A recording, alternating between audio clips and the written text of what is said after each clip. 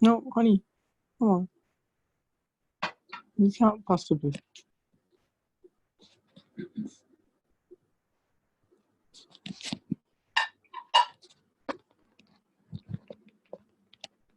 Oh, you didn't see anything.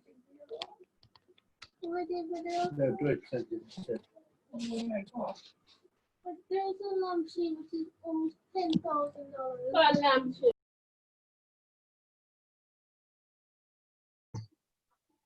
Yeah, I'm suggesting, well, I'm assuming that everyone can hear me. This is Christopher, one of the founders of the club, current president. Acting behind the scenes, so I'm not really active in the club. Just ensuring that the club has enough finance and whatever else it needs. We've made a lot of progress in setting up the school. We also have made a lot of progress with the simulator. We're now putting in the upholstery, so all the functioning parts are in. It worked well. We took it out back, and we're putting in back the upholstery. We would resume a face-to-face hybrid meeting at Tinson Pen very shortly.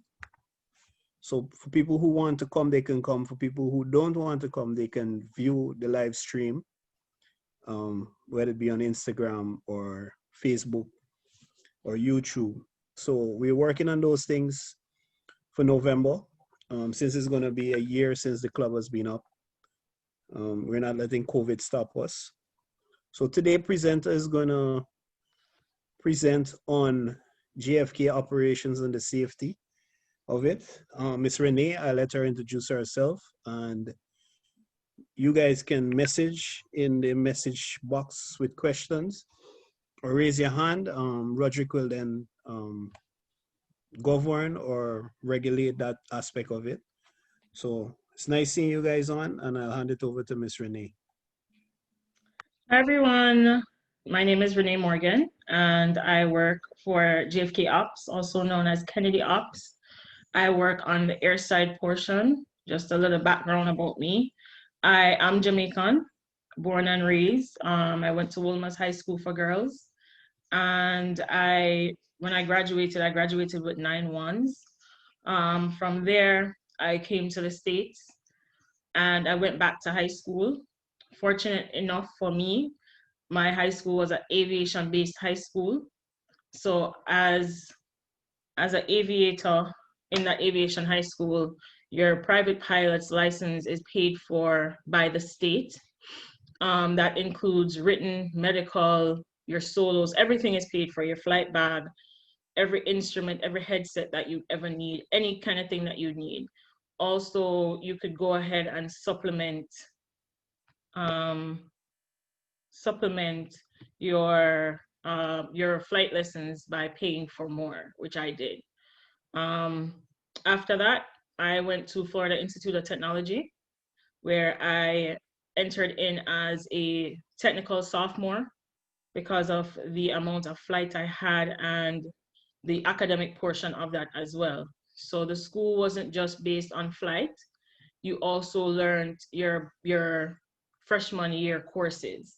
So your aviation chemistry, your aeronautical 1, your aeronautical 2, those were also covered in that course that I took in high school, which the equivalent would be like a technical course in Jamaica. So if you went to any technical high school where you learned a trade, aviation is considered a trade under engineering, under the engineering department.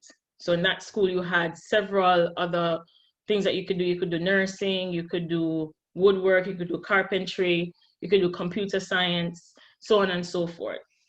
However, when I went to college, I started as a sophomore, and that helped me along where I completed my undergrad in 3.5 years because I added 2 more undergrad majors. So when I graduated as an undergrad, I graduated with 3 undergrad majors, one in aviation meteorology, the other in computational mathematics, and then the third in air traffic control. Shortly after that,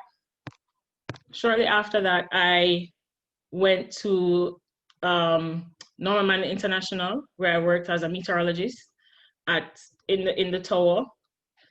basically the level below the tower, and we did basically meters, TAFs, species, aerial forecast, flight information region forecasting for the Jamaica sector, as well as we did hurricane forecasting and forecasting for TVJ News. So we're a busy team there in Jamaica, where you would provide daily forecasts for the agriculture, farming industry, oil industry, bauxite industry, like every industry that you think about in Jamaica, we would provide information for, as well as information for flight crew coming in and out of Norman Manley. After that, I actually enrolled. I was a fast track student, and I was actually taking master's classes while I was in my senior year. In my senior year, I completed an undergrad research in wet microburst forecasting for general aviation.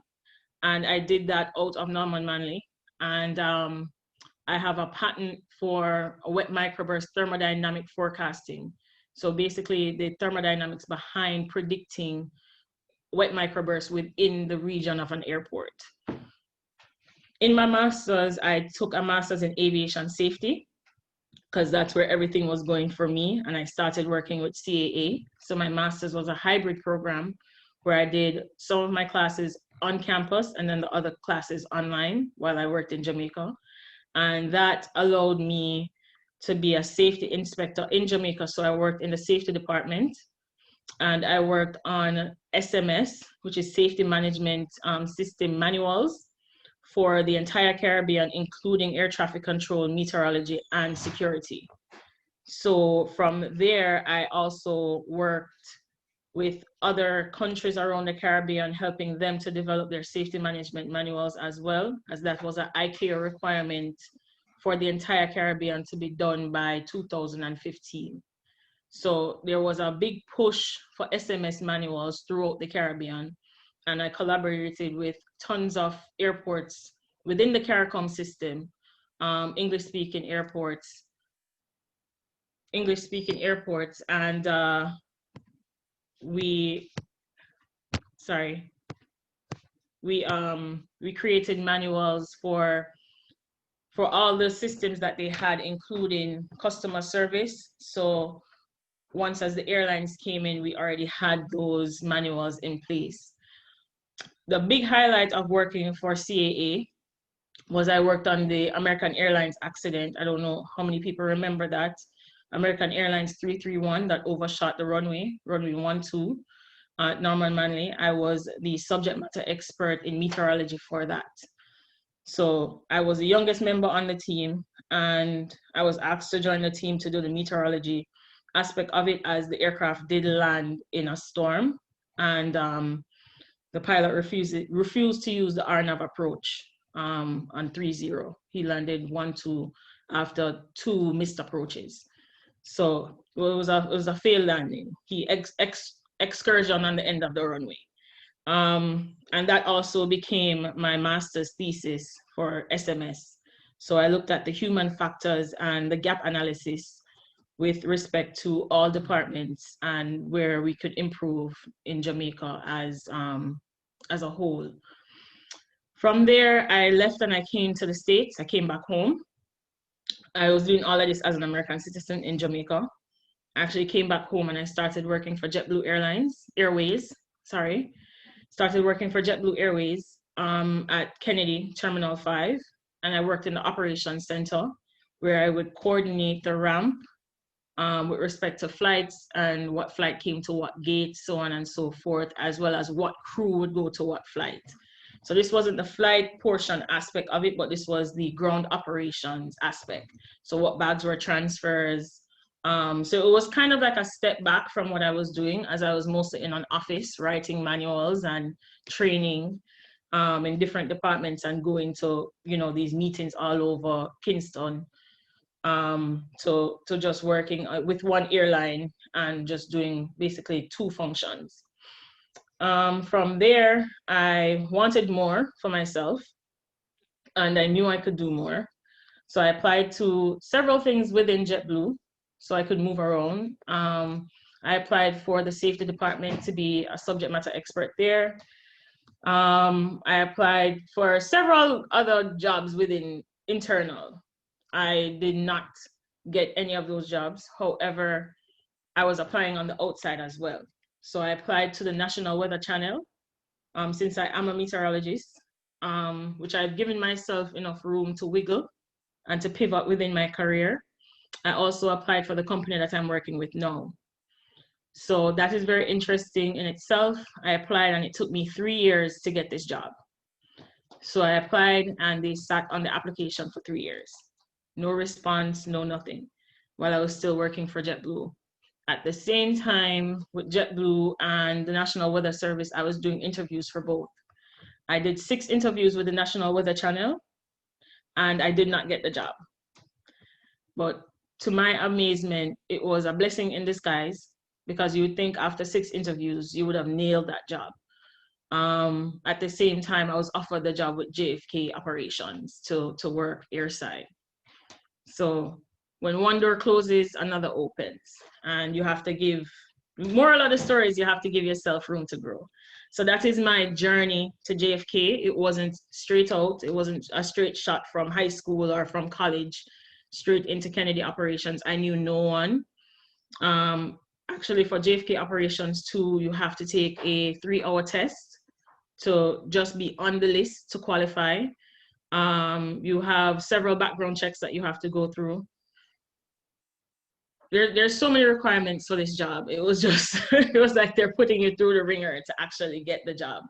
But I was 1 out of 750 applicants that was chosen, and I was the only external person that was chosen for the job. So I'm extremely grateful, extremely honored, and I don't take my job lightly, as you'll see from this presentation. And the more you invest in yourself, the more you'll get. So I'll talk about the accolades that you see here. ACE is an accredited program that you would take under the AAAE organization. They provide testing, and the ACE means Airport Certified Employee. So that gives me the opportunity to work at any other airport within the FAA system, because I am certified, whereas I understand airports, Part 139, and I can move around the United States. The MSA is the Masters of Safety Aviation. So that is where my safety background comes from. And currently my title at Kennedy is a safety inspector. So basically safety is what we do all day, every day, 365. If you don't know, Kennedy doesn't close. There's only 2 times in history that Kennedy has shut down. 1, which was 9/11, and 2, which is Sandy. So let's go to the next slide.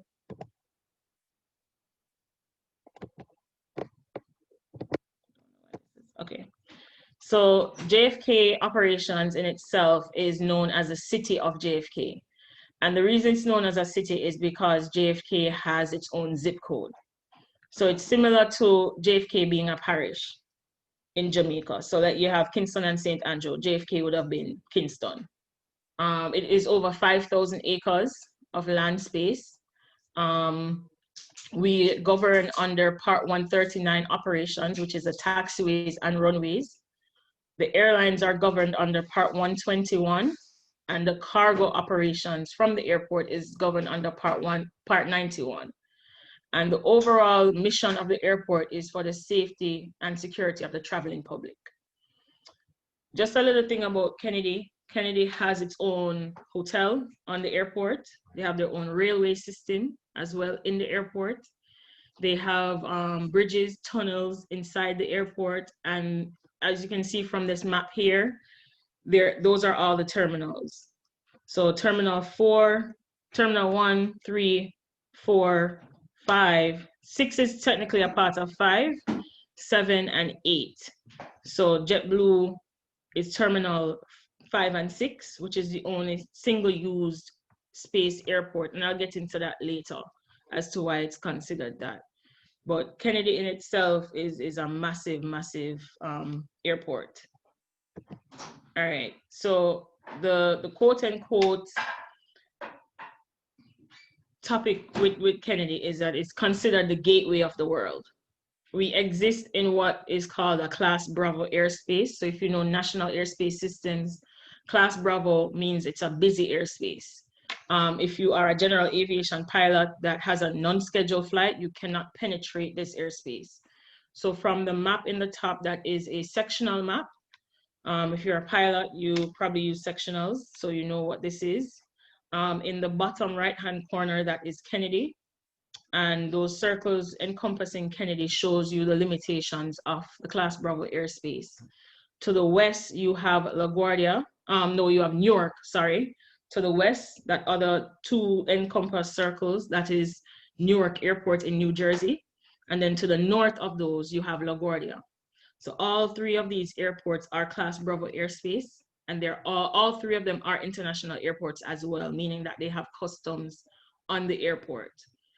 Because of that, all three of them are known as a metroplex. So a metroplex is just a combination of Class Bravo airspace. There are several other metroplexes in America. Atlanta is one, LAX is one, Miami, Fort Lauderdale area is one. So Kennedy is actually one of the biggest and the busiest. What that means is that aircraft coming into the airport have to meet a specific requirement for two-way radio communication, as well as equipment that they need for landing in IFR conditions. And they must file a flight plan. So pre-COVID, on average, we had 1,350 daily flights into Kennedy, and over 40,000 daily passengers in departures. So that's just the magnitude by which Kennedy is. So what are the services offered at JFK? JFK is a hoteling airport. What that means is JFK does not own an airline. We do not own any terminals. The terminal space and ramp space is bought out or leased out, short-term lease, long-term lease, by airlines. And that's really what they do. And then the airlines will subdivide it into where you go in and you see the concessions inside. So that is what Kennedy does. What they do provide, however, outside of the terminal space, is we provide runways. And that is what is integral to the massiveness or the size of Kennedy. We have one of the longest runways north of the Mississippi, which is runway 13 right, 31 left. Runway 13 right, 31 left enables us, it's over 1,400 feet long. It enables it enables Kennedy to take everything and anything that you can think about. So there's over 73 airlines, Part 121 airlines that come into the airport, 10 major cargo carriers. We do get presidential, HUNGA, which is the UN General Assembly traffic, private aviation, which is called General Aviation Terminal, military, and then we are an alternate landing for the space shuttles that can't make it to NASA, to the Kennedy Space Station in the Space Coast in Florida. So that runway, we can actually have aircraft shuttles land on that runway. All right, so sorry to interrupt, but there's a question in the chat from Alex asking, what about Tango 1? Who owns that part of the field? Or T1? Tango 1? Terminal 1. Oh, Sorry. Terminal 1. I'm not sure, it just says T1, but I think that's what he means. Okay. The last one. Yeah, terminal. So each terminal is operated independently by the leaseholders. So T1, Terminal 1 is actually an international. And Jaffas, if you can do the chat for me and just relay, because I don't know how to do it. Sorry. Right, so Terminal 1 is actually a company that is that the name is Terminal 1. So they're a company based out of Europe. They operate T1 and they rent out their gate space to airlines coming in. Not based on alliances or anything like that. It's just who can afford it. Terminal 2 right now is Delta's domestic terminal. Terminal 4 is operated by the IAT, the International Aircraft Terminal. And a portion of that is leased out to Delta as well. Terminal 5 is JetBlue's terminal. JetBlue has a long-term lease for that terminal, which is 5 and 6 because they've transitioned 6 into their international portion of their terminal where they have customs in that terminal, part of the terminal. Terminal 7 right now is British Airways, and they lease it out to several other airlines that want to use the gate space. And Terminal 8 is American Airlines, and they also have leasing agreements with international aircraft that come in. And I have a question myself. Mm-hmm. Say a general aviation plane actually does for a reason, like they filed to come to Kennedy.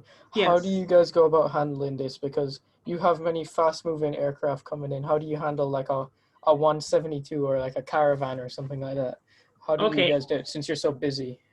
I will save that because I have that in a slide. Just remind me when I get to slots, and that part will be explained in slots. Oh, I kind of. But we do have a general aviation terminal that has a helipad on there as well that we get VIP clients in. So the airport is subdivided into the general aviation terminal. Then you have the GAT. The GAT, then you have the central aerial terminal, which is terminals 1 through 8. The GAT that takes your private planes, and your general aviation that has scheduled flights coming in, as well as your helicopter traffic that is not cargo helicopter. And then on the outer perimeter of the airport, you have your cargo operations that goes on. Oh, okay. Yes, so your cargo companies. So the 4 big cargo companies at Kennedy is UPS, FedEx, DHL, and now Amazon Prime. But we do have others such as Silkway, Cathay Cargo, KLM Cargo, Lufthansa Cargo, All Nippon Cargo. So we do get the cargo-based operations outside of the big 4 that comes into Kennedy. The cargo aircraft, they have their own section of the airport, right? Yes, they have their own base of operation. So that is not in the CTA. They usually use the same runway as the normal passenger planes? Yes, everyone uses the same runway system. Everyone uses the same runway. How many runways do you guys have? 4? Yes, in this slide here, we have 4 runways, which means that we have 8 runway ends. Oh. So we have runway 4 right, 2 left. So we have 2 sets of parallels, and these 2 sets of parallels have has an intersecting. So runways 3-1, runways 3-1 right and 3-1 left actually intersect runway 2 right, 4 left. Oh, so do you guys permit lasso in JFK? Yes. Is it commonly done though? It is done when we are on the 4s or the 22s, where they do have to hold short for departing traffic on the other runway. There are several other things that we do at Kennedy, but let me just go through airport design first, and then I'll expand on that. All right, cool. Thank you. That's okay with you. All right, so how the airport is designed is we're a class 6 or a group 6 airport. So what that means is the design aircraft for the airport is the Airbus 380-1000. That is the largest passenger jet ever in formulation. As you can see there, we have the Korean A380, right? Also, the wingspan correlates to the width of the runway. So every runway at Kennedy is 200 feet wide, and they vary in length. Also, the runways are weight bearing for cargo and for passenger aircraft. So we have 3 concrete runways and we have 1 asphalt runway. Every runway has different categories of IFR approaches that comes in. So you have category 1, 2, and 3, and that also determines the equipment that is allotted on each aircraft coming in. So you'd find that you have to train pilots according to the airspace that they're coming into. So each pilot has to be trained to autoland, which is basically a category 3. That is, how do you describe autoland? Autoland, you cannot see the runway. So your RVR is 600 feet. And basically the aircraft is landing itself. Category 2, a heads-up display with also autoland. And I will get into the Canarsie. So I know Roderick wanted me to explain Canarsie.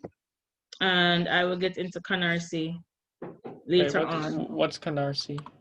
Canarsie is one of the hardest approaches, technically in the world. That's what is being said, but it's one of the approach that has the most missed approach into Kennedy, and I'll go into it. So and pilots mess it up every time.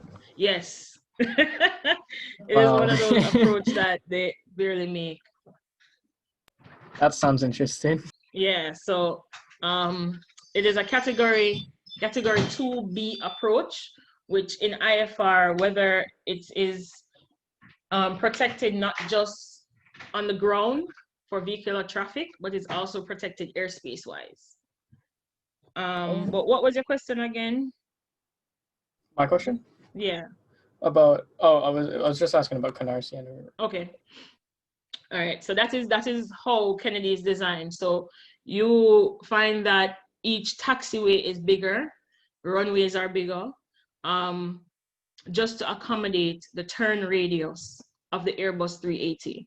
Because if you see these massive planes turn, it's called nose over gear steering, and they actually pivot before they turn. So they actually stay in one place. The nose wheel turns, right? And the aircraft pivots. So like in netball, when they say pivot and you catch a ball and you turn, it's the very same thing that an aircraft does.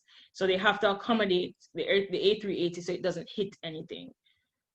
The A380 can land on all of these runways? Yes, the A380 is capable of landing on all 4 runways at Kennedy without hitting the glide slope or hitting a fence or anything like that.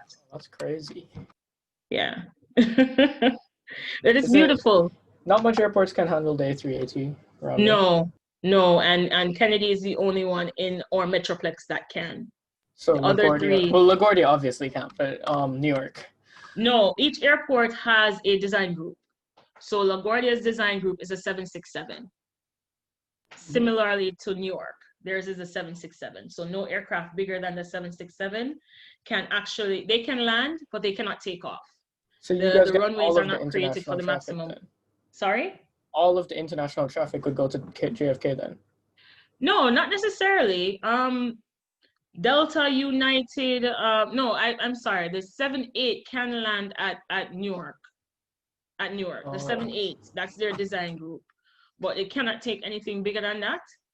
But you get international traffic from everywhere. JetBlue has their 321, international traffic, so does Southwest and Spirit and, so When I said international, I meant like you mean long across haul. the Atlantic. Sorry. Yeah, I just realized international could mean to the Caribbean or Canada. Yeah. Anything can do that. But yeah, most of the long haul carriers, such as your Koreans,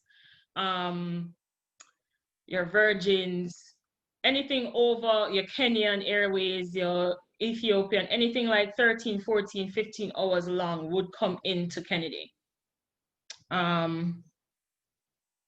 Any other questions on this slide before I move on? I have a question. Okay, go ahead. Yeah, I have a question. So design aircraft means that it's the maximum or most difficult aircraft to accommodate. The airport's most challenging aircraft. Yes, that's what it means. So each airport. Sorry, go ahead. So what about an Antonov? Yes, the Antonov 124 can come, but not the 225. The 225 is the 6 engine. That one is not permitted at Kennedy because it can come, but the thing is we would have to shut off almost every taxiway that it travels on so that it doesn't hit anything else on the opposite taxiway. So our taxiway systems at Kennedy is we have 2 major taxiways that goes around the CTA, and that is Alpha and Bravo. Alpha and Bravo is measured distance-wise. The distance in between both is meant to have 2 380s travel on each taxiway without hitting wingtip to wingtip. Right. So the Antonov 225, I believe, is 50 feet longer than the Airbus 380. So we would have to close either Alpha. We'd have to close if they were on Alpha, we would have to close the service road and Bravo. And if they were on Bravo, we'd have to close the runway and Alpha to accommodate that aircraft maneuvering around the airport. And then there's a possibility of just the massive power and it has a top-down swept wings, it will hit some of the taxiway signs. So that's, you know, potential damage that we'd look at just to accept the aircraft into the airport. Right. And you guys use what type of navigation station does JFK use? We have a VORTAC. VORTAC. VOR DME with ATACAN capability. Because we do get military travel, such as the C-17s, we get the C-5s, we get almost everything military grade. Oh. Yeah. All right, cool. Mm-hmm. Any other questions? Don't feel free to interrupt me. The aircraft that you see at the bottom there, that is a Dreamlifter. That is the Boeing 747 amended. And we get those quite often. They bring in full fuselage and stuff like that. Big heavy cargo that can't come in on anything else will come in. We once had a 380 that had a nose gear issue where the nose gear snapped, and basically the engine parts and the housing for the nose gear had to come in on a Dreamlifter by itself. So these are just some of the aircraft that come in to Kennedy that, you know, really don't come in anywhere else. And that's another reason why Kennedy has to be open all the time, you know, because a 380 can land at another airport, but they would have to what they call Part 99 it, which means to take the seats out, bring in another aircraft to rip all the seats out, to put on that aircraft, take off, you know, everything off it so the payload is less so that the aircraft can actually take off on the runway requirements, can actually become airborne. So it is big money if the aircraft doesn't land at Kennedy. We have a question in the chat from Andrew Punisana. I'm sorry, I never saw it earlier. He asked, what was it like when JFK made changes/upgrades to accommodate the A380? Lots of other airports refused to take the massive jet. Kennedy is somewhat of a museum. They want to say that they're the best. They want to say that they're the first. It was money for me, because we had to basically expand each runway, which meant we also had to expand the taxiways, which meant that we had to shorten the ramps, right? So it was overtime for us. It's considered construction or rehabilitation.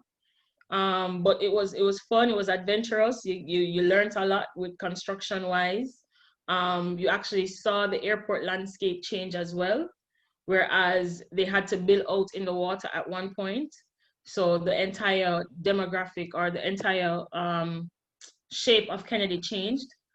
It's fun. It's long nights, long days. You're out there in the dust, in the wind. You actually see the runway getting milled up, and you're a part of history. I think that's what gets me. It's like, I was here when it was built, you know. Most of the lengths remain the same. The shortest runway we have at Kennedy is 8,000 feet.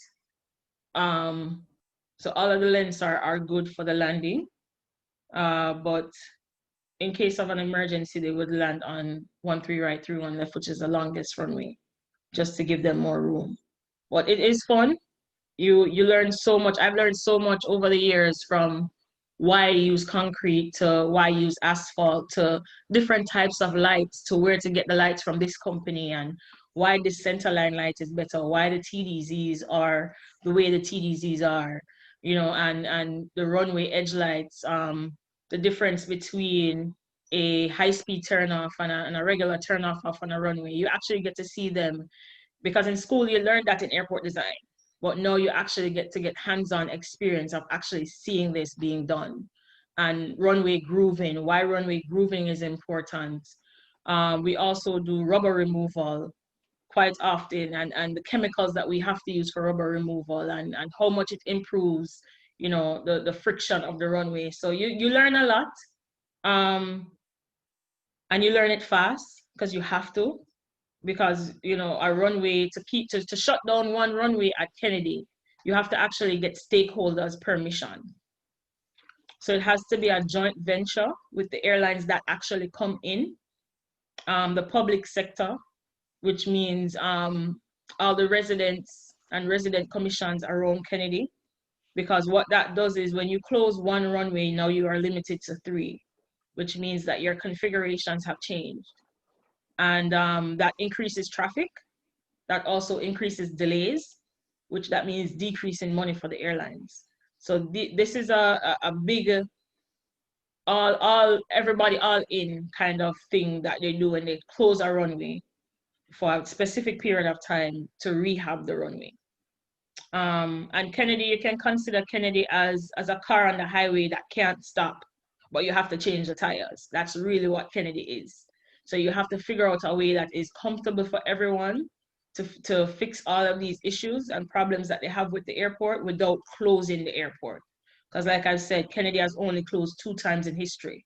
And whenever Kennedy does close, it causes a 3-week ripple effect internationally with airline traffic. And that goes within itself to say that the airport is 24 hours a day, 7 days a week. It's an all-weather airport. You have to work in sleet, snow, fog, every single element to keep the beast running, literally the beast. But I'm gonna move on to the next slide. Renee, can I ask you one question Yes. before you move on? Go ahead. Hey, how many runway construction projects have you gone through at Kennedy as a safety inspector? I've gone through 2. I've gone through runway 4 right, 22 left. And I've gone through runway 13 left, 31 right. The other 2, they were redone before I started working with Kennedy. Okay. Mm-hmm. I think, which one do you think was more of a major upgrade for their runway? Was it the 31 right or the 22 left one? 31 right, because 31 right expanded by 50 feet, so 25 feet on each side from the center line. And that was the last one to be built. They didn't extend the length of the runway. However, everything had to basically move out, and they changed it from asphalt to concrete. So that meant that they had to go deeper in the subgrade, rebuild the subgrade up. So when I worked on runway 4 right, 22 left, that's the only asphalt runway still at Kennedy. So they didn't change the materials that they used. They really just did a surface repavement, took off the old asphalt, put down the new asphalt, and changed the lights to LED. That's really what they did for that runway. Does that answer your question? Yes, it does. Thank you. All right, no problem. All right, any more questions on this slide? All right, I'm gonna move on. So runway capacity and throughput. So one thing that Kennedy strives on is the ability to accept as many aircraft as they do every single day. What that determines is how useful your runways are. So your runway capacity is how many aircraft you can take in per hour. At Kennedy, we take 2 aircrafts per minute, so 2 landings per minute, which means 120 arrivals per hour, right? And if you just think about the massive size of getting 120 arrivals per hour, you know it is a well-functioning machine. So how they do that, sorry? Wait, you said it's 2 per minute? 2 aircrafts per minute, yes. Oh my goodness. So it's parallel approaches all the time? Yes, always parallel, sometimes 3. Sometimes we have a 3 runway configuration where they will be on the 13s using the Canarsie approach, and then they will use 22 left as an alternate arrival runway. That is crazy. It is insane, yes. And then that means you have 3 controllers in the tower. One will do just ground movements from the terminals to the runways. Then another one will do the departing traffic, and then another controller will do the arriving traffic. So a three controller operation. Don't they have the same thing at Norman Manley? Don't we have 3 controllers, or do we? I believe so. I think Maverick is in this chat. He can expand more on that. I know that they have 2 at maximum, but the reason Kennedy splits into 3 is that the workload is too much for 2 controllers. So we use 3 frequencies. And I can So- imagine that those 3 controllers never get a break. No, they do. They only work an hour at a time. Oh, So in maximum capacity, there's about 9 controllers in the tower, and they do alternate out. their So voice they don't boxes work. must hurt after that, though. Oh yeah, they don't work for extensive periods of time just because of fatigue. Yeah. So they do swap out, and they do get frequent breaks. But they do use 3 different frequencies. So you have a ground frequency, a tower frequency, and an alternate tower frequency. You are on the ground frequency when you're on the taxiways and runways? Yes, we operate on ground because ground is what controls the movement of the aircraft around the CTA. So Okay, that's well, best thank to you. hear what is coming to you, what is going away. That's how you increase the situational awareness if you're on ground. However, it does change. So at night when the traffic dies down, we'll switch, everyone in the airport will switch to tower frequency, because that's when they really go down to like a 1 tower controller where we have at night, like last night I worked, there wasn't many flights going in and out because it was a Sunday night, Saturday night into Sunday. So there wasn't many flights going out. So during those down times, what we do as airport wise, we close our runway, we'll fix whatever needs to be fixed, lighting wise, construction wise. And then when the traffic picks back up in the morning, we'll reopen the runways. So there's somewhat of a grease machine that goes in the airport. During the day, you have, all the flights going out, prime time, and then at night it slows down, but we pick up on construction during the night because of, the less traffic that's coming in. So because of the number of traffic that's coming in, sometimes we'll go down to a 1 runway operation, and we'll close the other 3 to fix what needs to get fixed in between the times of maybe like 11 to 7 a.m. or 11 to 6, depending on how much work needs to get done. And then we reopen everything for the morning fleet launch. Thank you. Yeah, no problem. So basically that is what runway capacity is. And that allows Kennedy to take in as much traffic as they want, as they can handle. So that is basically also, it ties in directly to what is a throughput. So throughput is kind of like a fictitious number as to how many aircraft can come in on that runway within a particular time period. That is not a realistic number, but that is the number that they aim to strive towards. So the throughput for a 3 runway operation would be 4 aircraft landing per minute, which you and I know with human factors, people doing missed approach, missing the runway exit, the taxiway exit off a runway, that is not reality, right? And with entrail restrictions and people gaining speed on different types of aircraft, since we have such a big aircraft mix at Kennedy, which that's something I'll expand on. The 4 arrivals per minute is totally a fictitious number. So at Kennedy, since we get the 380, we get commercial traffic, which is everything from the 787, 777, 350. We get the 340s, we get the 330s, everything coming down the line, right? Because we have the big 3. We have Delta, we have American, and we have JetBlue that operate out of Kennedy. Delta and American have the biggest fleet mix, whereas they have everything from regional jets or CRJs all the way up to heavy aircraft. So 78s, 777s operate under them as well. What they do is they create slots. So I'll talk about slots in the next slide. But they create these approaches as well. Like I was talking with Roderick, they create these approach to decrease the flight window.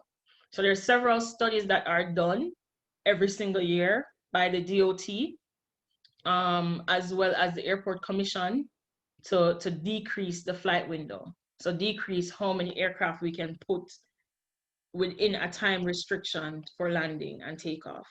But let me go to slots so I can expand more on that. So airline slots, as you can see in the picture above, there are several aircraft lined up. You can't tell from this is a crappy picture that I took a couple years ago when traffic was good, but these are all Delta aircraft. Every single one of them is a Delta aircraft. So basically, an airline slot is a period in time that is designated to a particular aircraft or airline. So the airline goes and they buy chunks of time within our airspace. So Delta, JetBlue, American, you'll see all of them take off at the same time. So if you ever wonder why a Norman Manley and a Mobay flight have almost the same arrival time and same departure time, that is what it is. They purchase slots. So for example, JetBlue buys a slot from 2:30 in the morning to 3:45, right? They purchase that time block. When they purchase that time block, they try to use every single minute of that time block. So you might see a flight going out at 2:30, one going out at 2:32, one going out at 2:35, because they are trying to use as much of that time block as they can. So they'll schedule all of their international flights that are going to around the same flight time. So anywhere between like a 5-hour lapse, they'll schedule all of them together. So as you can see here, the Kingston, the Montego Bay, SDQ, SCI, Port-au-Prince, Nassau, San Juan, all of these are in the Northern Caribbean region.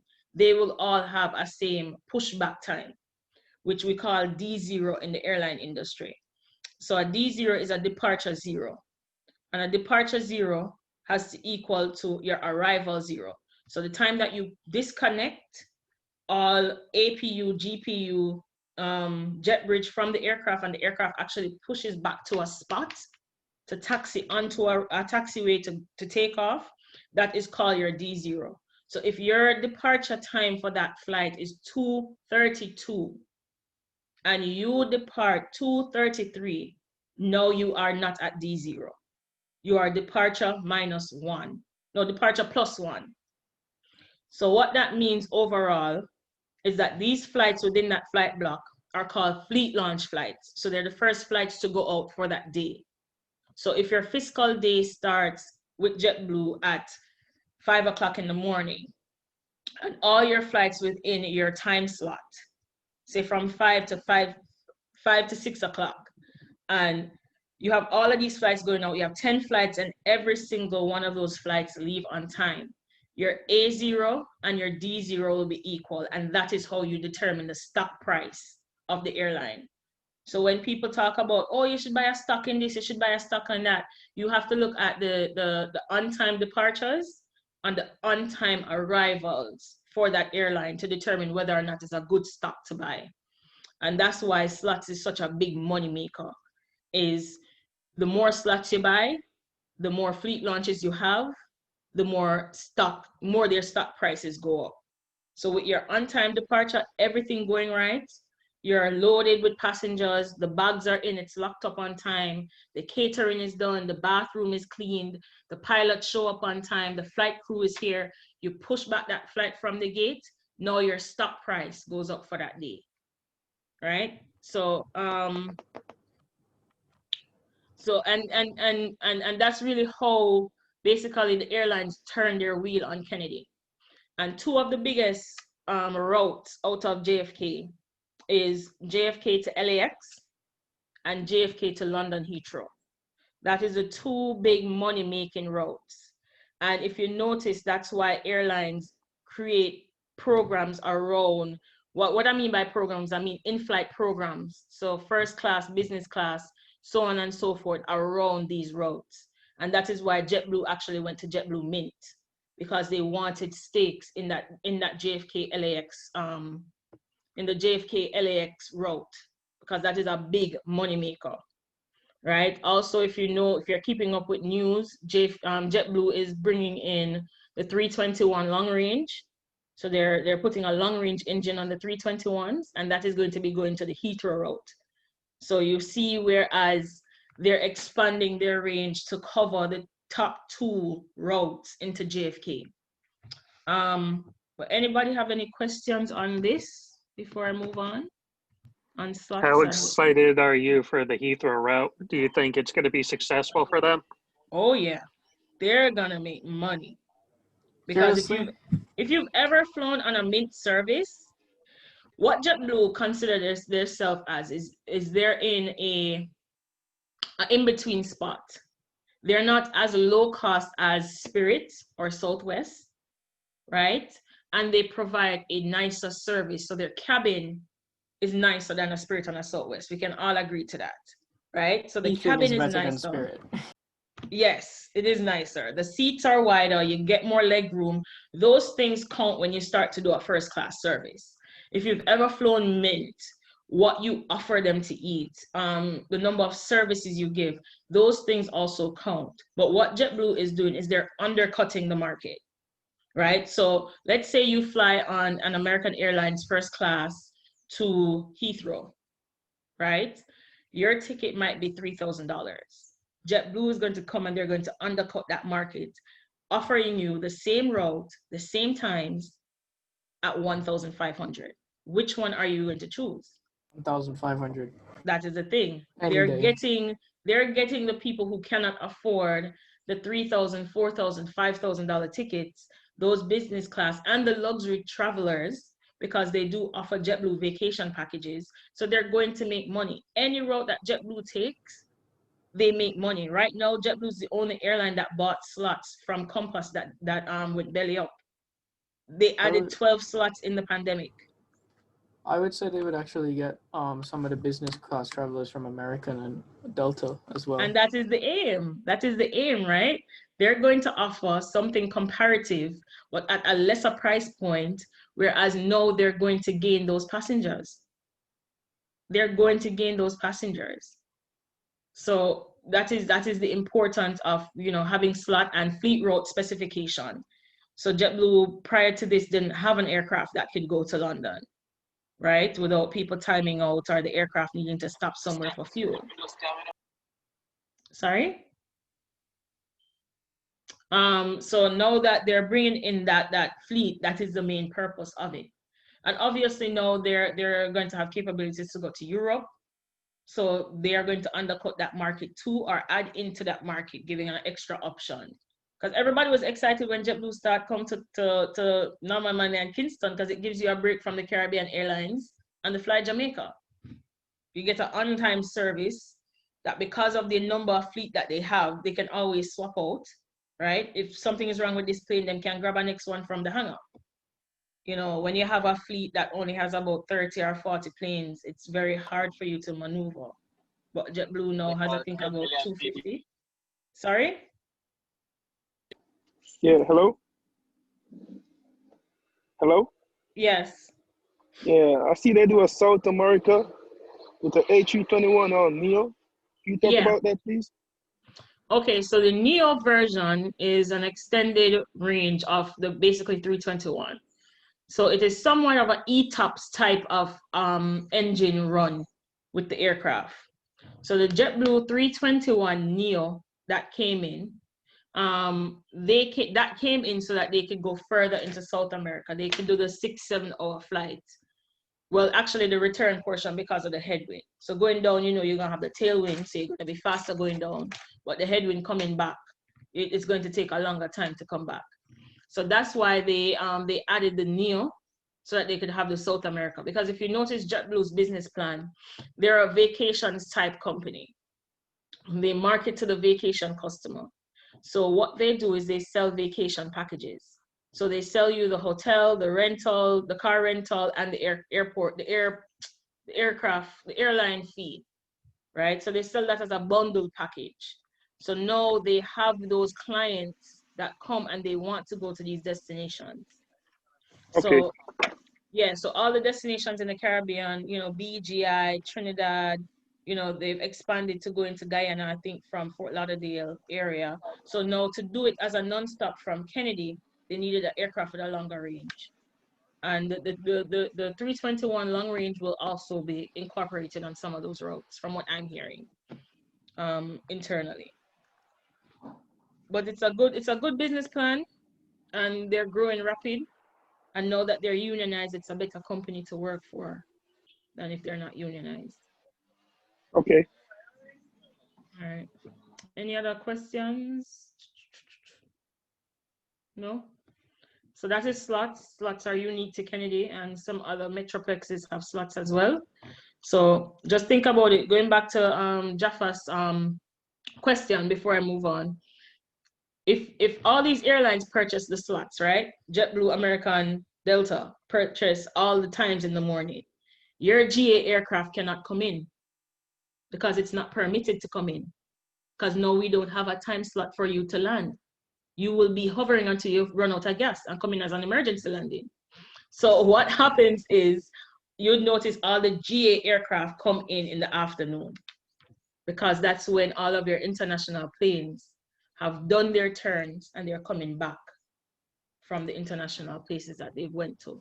So Also, that they come when it's less busy. Yes, when it's less busy. To come in during a slot time, you have to have big money because it's expensive, and that's how the airport makes money. And they charge for landing fees, and landing fees goes up during those prime times.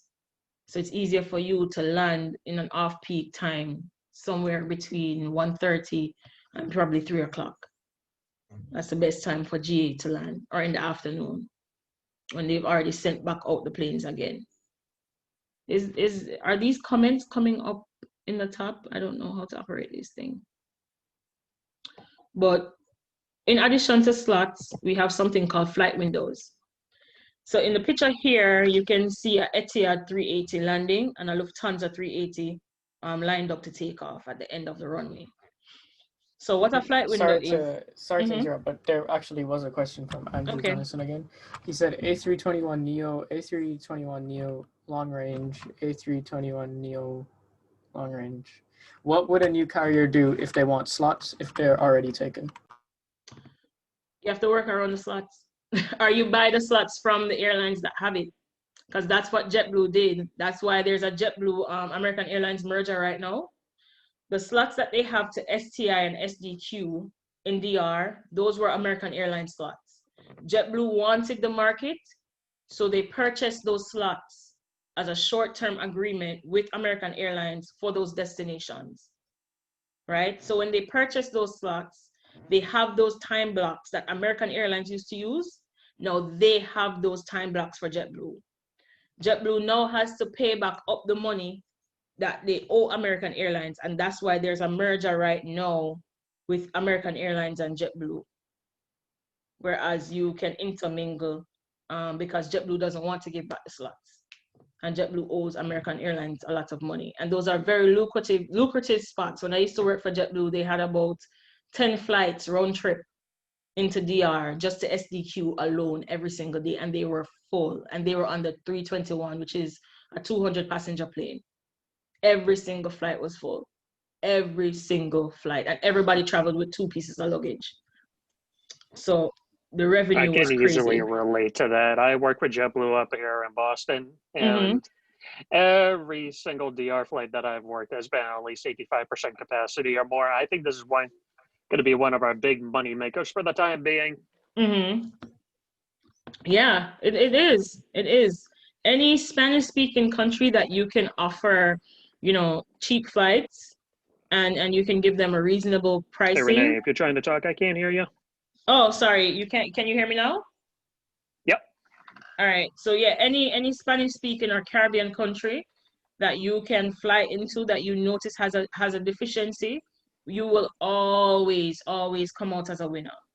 Always come out as a winner, because people want to go home, and we travel a lot. We go home for funerals, we go home for weddings, we go home to check up on family, you know, we go home for holidays, we go home for events, you know, Independence weekend.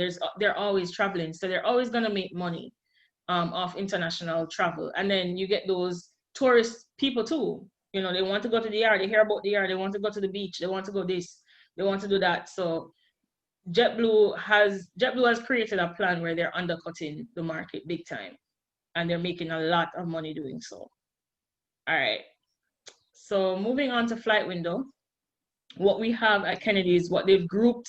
The flight window is really only for the 380. So when the 380 came in, there was negotiations as to how they would maneuver the airspace, ramp space, runway capacity with this aircraft, just because of the entry restrictions. And if you notice with the 380 uses 2 jet bridges. So you would have to have 2 jet bridge allocations for each aircraft.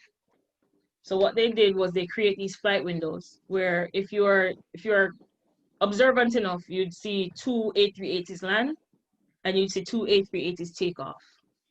So they've coordinated it with all the airlines that actually fly that fleet to ensure that all these planes are coming in at the same time and that they're leaving at the same time. Sorry, don't mind my host phone. That they're coming in and they're leaving at the same time, right? And this actually, sorry, give me 1 second, guys. Ensures that you are using the airspace capacity like we were talking about. So if you put 2 380s behind each other, right, you don't have to worry about that E190 getting slapped with vertices, and you know you have to accommodate that with turbulence. So they've done that so they don't misuse the airspace. So like you see here, whenever you have an A380 land, there's one on the ground ready to take off, unless there's something wrong. So that is what we call a flight window. So these blocks were created in the airspace to accommodate hello? the A380. Yes. Yeah, quick question again. Why is it that let's talk about wake turbulence. Why is it that when like a plane, all right, for instance, yesterday I watched a Virgin Atlantic 87 took off, and there was a Qatar A350 100 like right behind it. Like, does that cause like serious problems regarding wake turbulence? No, it doesn't. Not between the same fleet type. So the 380, not 380, 350 and the 78, they're both considered heavy aircraft. So the 350 behind the 78 wouldn't feel the wake. 321, yes, will feel the wake. Okay. Yeah, so they group them in categories. So you have basically a heavy aircraft, which is your 330, your 350s, your 340s, your 78s. All of those are grouped together. Then you have what you call your supers, which are your A380s. A380, yeah. Yes, so those they try to group themselves that way, because if an A380 takes off, then the next aircraft after that is let's say it's a 737. No, there has to be a 5-minute window to have that 737 take off. Okay. Right? So that now takes up space that they could have been using within that time to increase the runway capacity. Yeah, because I was watching a documentary about American Airlines 587 that crashed. When a Japan 747 took off, and they were saying that it caused through wake turbulence. That's why I'm trying to, like, Even if you look in the photo, the aircraft after that is an Air France 777, right? That is just one class down. So there's like a 2-minute wait in between, 2-minute wait on the ground in between aircraft type, and more if the captain determines it, right? So it also is up to the pilot's discretion as well. And trust me, when I'm out there filming, you get slapped with the wind. I am not even joking. Like, you will get pushed, you will get slapped. The A380, even before it goes V2, before it rotates, you get slapped with the wind. And remember, aircraft always takes off into the wind. So the wind is already, in your face. So when now they're disturbing the wind, it just escalates everything. So that is why the flight windows were created, to avoid those issues and to avoid any potential accidents caused by that. Okay. And you see also with the 747-800Is, or the 800Is are really not even flying anymore, but the 800 freighters, they will try to group them.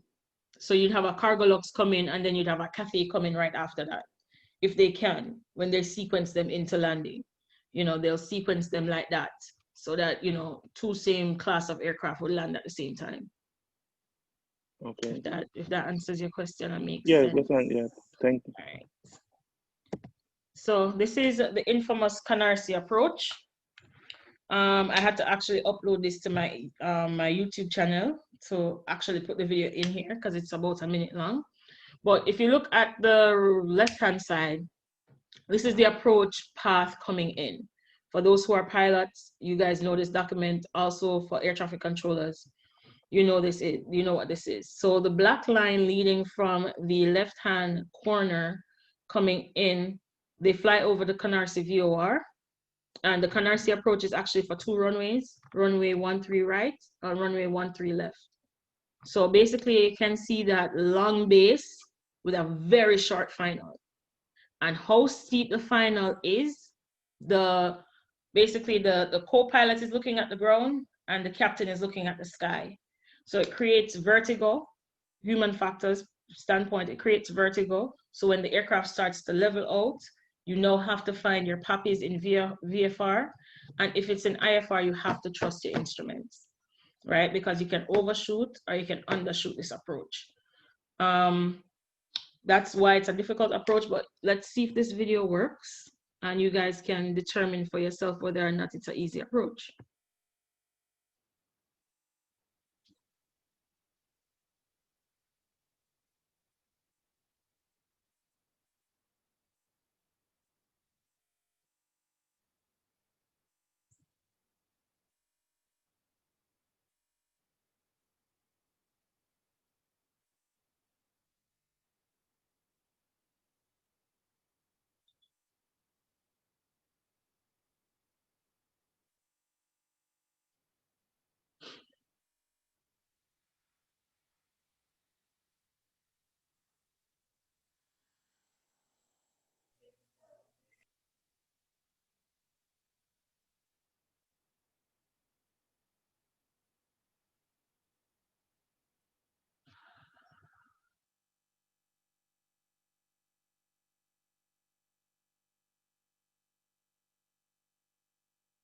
That was steep. Yes, so it's a steep approach, and to 13 right, sorry, it's even more steeper than that. And pilots, if they get the 13 right and they've never done it before, you can hear them on the radio. Can I get 13 left? If they're afraid of it, and you have some pilots, let me try it. You know, so it's one for the books for most pilots that come in, and they come in on the Canarsie approach. It's either they would, and I've seen several missed approach from this, and it comes from all aircraft feeds. I've seen CRJs up to 7-4s that don't want to take the approach, that come in and they're like, wait, what's going on? No, we're going to go around and try another runway, or going around and trying it again. So it is one of the steeper approaches into Kennedy. It is fun to watch, and it flies directly overhead, depending on where you're standing. And it definitely shows, you know, workmanship and how, you know, how tedious the job can be. But it's a good and a fun approach that people always talk about. So that's the Canarsie. Yeah, I guess some pilots would enjoy that, but I personally, if I had the option, I wouldn't want to take that. That seems very steep. It is a steep approach, very steep approach. Do they commonly do that in bad weather? Yes. If the winds permit and we're on the 31s, and we're on the 13s, it is considered a category 2B approach. So it is somewhat auto land, whereas you break ceiling around 300 feet above ground on average. I would be scared to trust my instruments in that. It is scary. Even for us on the ground, we have ILS markers that we cannot violate that airspace during IFR conditions, because when a pilot breaks ceiling, the illusion will seem as though we're on the runway, because we're basically in between the runway lights at the approach end. So a pilot can abort the takeoff if they feel as though we are in violation of the runway, and especially if we're moving an aircraft, right? The aircraft tail is about 40 foot up in the air. So if they come in and they see that, oh, no, I'm gonna hit another aircraft. So now they, you know, they do a missed approach, and they, you know, they come back around and they try it again. But it is an extremely dangerous approach. So I'm guessing most pilots usually deny that, or especially in bad weather. They can. Normally for under 13s, they'll also be using 2-2 left as a landing. And if they do deny it, if they come in and they miss it, they will ask one of us to go and do an inspection of 2-2 left. And they'll give them 2-2 left as a straight in approach. So 2-2 left is a category 3B approach, which is an auto land approach. It's a straight in approach to the runway. There's no turns, there's no bending. I think the base to final is about 10 miles out. Oh, that's an easy one. Yeah, so that's a So very lot easier. So hold on. Yeah, they have to calculate the VX, right? Yes. Normally it is given to them. Those things at Kennedy is actually calculated by several sensors we have around the airport, as well as your RVR. All of those things are calculated automatically by RVR equipment that we have on the airport surface, and that is given to them by the air traffic controller. Oh, and VY, it's any different? So VX is basically your vertical Angle. speed. Yeah. And then VY is basically going up. So when you look at Read. like a, sorry? That's the read, right? Yes. So the instruments that we have on the airport, your glide slope and your localizer, those actually help you to line up with your runway approach. Ah. Yes. So there's tons of nav aids on our airport. It's like a major radio station. They're always on. And the Navid, the Navid helps aircraft flying over it, like on cruising altitude, fly over it. It's on en route. The VORTAC does as a waypoint. VORTAC. The VORTAC does as a waypoint. You can use the VORTAC, the Kennedy VORTAC, as a waypoint where you can fly above or class Bravo as transitioning traffic. But I mean local, like on the airport itself, there's a localizer and a glide slope, because every runway, there's only one runway at Kennedy that's not a precision approach runway. Oh. Yeah, there's only one visual approach runway at Kennedy. But you can fly visual approach in VFR traffic to come in VFR weather to come in if you want to. Most pilots don't, but you know, it is an option. Any other questions? So in low visibility, low weather, like low visibility. All right. Wait, a low visibility. I mean, like, I heard that air traffic control is at JFK. I mean, you can't make that get to you, right? If it's completely fogged in, which Kennedy is surrounded by water, so that is, we get rolling fog all the time, and you as ground personnel, you have to learn how to drive with it, right? So I've learned how to train my eye to drive with it. Right. You have to develop strategies within yourself. Pilots, on the other hand, they have to land in it if they have to land in it. They have to use the autoland if they have to use the autoland. That is one. Maneuvering around the airport is something entirely different. There's tons of them that get lost, and that's where we come in. We go out and we escort them to the terminals. Right. So, does that answer your question? Yes, it does. Thanks. Okay, cool.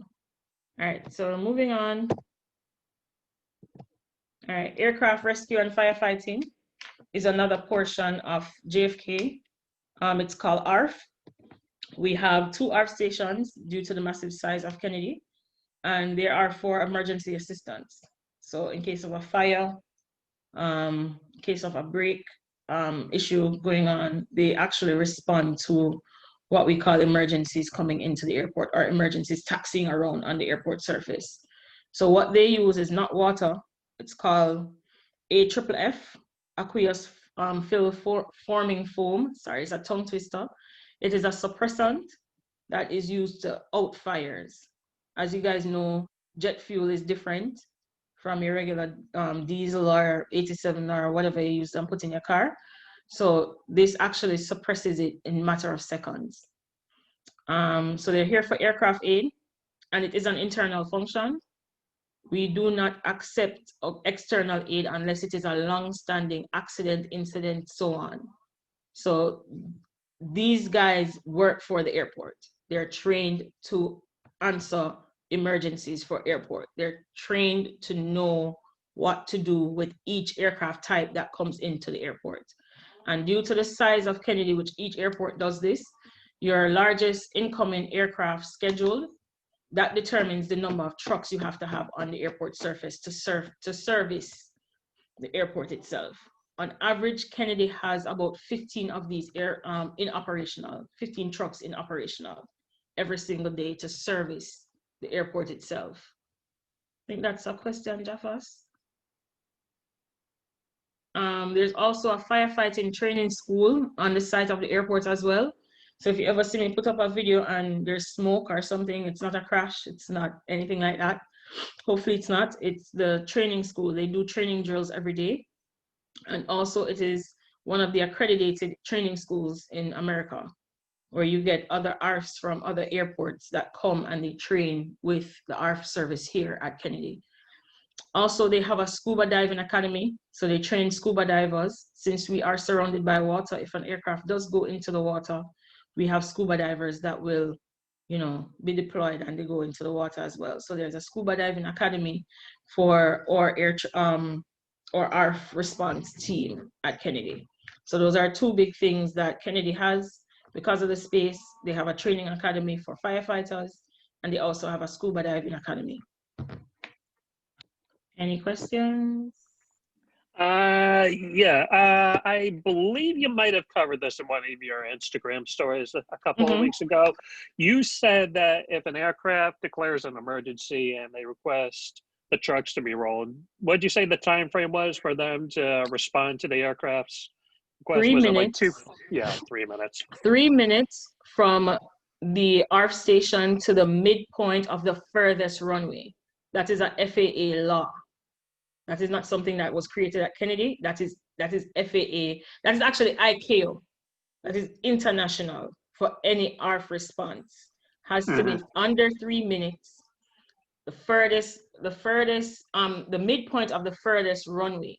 But because Kennedy is so big, we cannot make it to 13 right, the midpoint from the high end of the field. So we have 2 ARF stations. For smaller airports, yes, one would suffice, but Kennedy is way too big for that.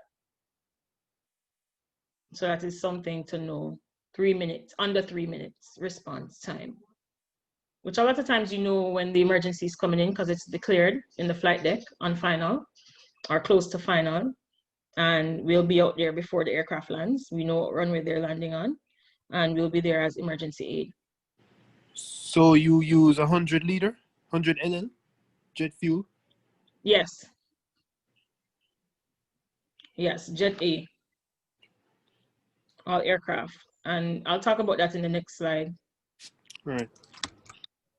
I just wanted to say, I'm actually gonna have to step out now. So I just wanted to say thank you so much. I really enjoyed what I saw. I'm sorry I have to go now, but I really enjoyed what I saw. It looks really interesting. And I'll check out your recording later. All right, no problem. Everybody. All right, have a good day. All right, so continuing on. Catering and fueling is also done on the airport, mostly by third-party companies. Fueling is one company that does the entire airport, and that is because the airport has hydrant fuel as well as remote fueling that is done both terminal and cargo. So at terminal, they have hydrant fuel, which actually runs underground to each gate. And in the remote areas for like the GAT and the cargo, they do remote fueling. So a fuel tanker actually goes and fuels the aircraft. So for catering, there are companies that takes bids for each airline.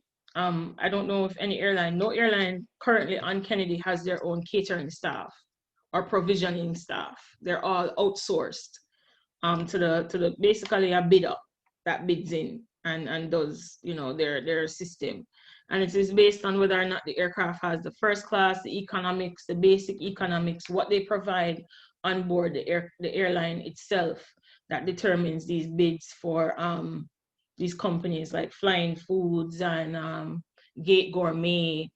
There's different companies that operate around the airport that does catering, and that comes under Part 121 services that's provided, catering and fueling. Any questions on that? Where are the warehouses located around Kennedy? Are they like physically on the airfield, or are they just within the vicinity of Kennedy Airport? They're within the vicinity. There's no space to keep all those trucks on the airport. So Kennedy has extensive warehouses on the outside, on the landside portion of it. And that's where they will stack up, and then they'll come on the inside through guard posts. well, the vehicles will get searched and all of that stuff. Yeah. Makes sense. Mm-hmm. Yeah. Sorry. Quick question. For catering, right?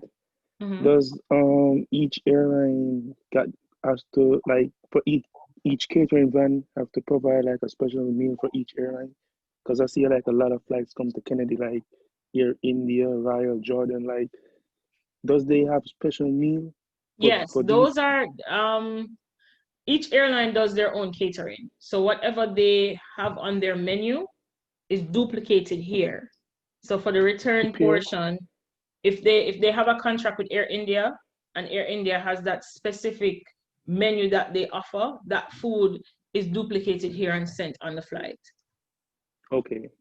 Yeah, just like Caribbean Airlines, they will sub part out to a restaurant to provide the, you know, the jerk chicken or the rice and peas, and those meals are prepped and sent on board. Hold on, American Airlines could prepare jerk chicken? No, Caribbean Airlines. Like Caribbean Airlines does hot food. Oh, yeah. Oh yeah. Oh, They do Caribbean. hot food. Sorry. They do it Sky Chefs. Yeah, different companies. So whoever gets the bid, that's really what it is, and it will change year to year or whenever the contract is up. Whoever gets the bid gets the bid. And that's really how third party work. And also with cleaning too. So with aircraft cleaning, whoever gets the bid to clean the aircrafts, they get the bid to clean the aircrafts. And that includes internal and external cleaning. So when they wash the outside of the aircraft, that's also a bidded contract. So, okay. Roderick, do you want to do the questions if they pop up in the little chat thing? Yeah, we have a question from S5E.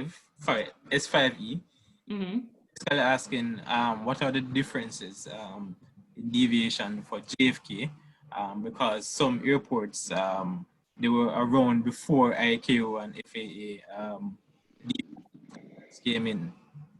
So what are the differences between deviations for JFK? And for other airports? Yes. If I'm understanding the question correctly, it's mainly size. So there are some exemptions or letters of agreement that is exclusive. Well, letters of agreement overall, they're exclusive based on the parties that sign them.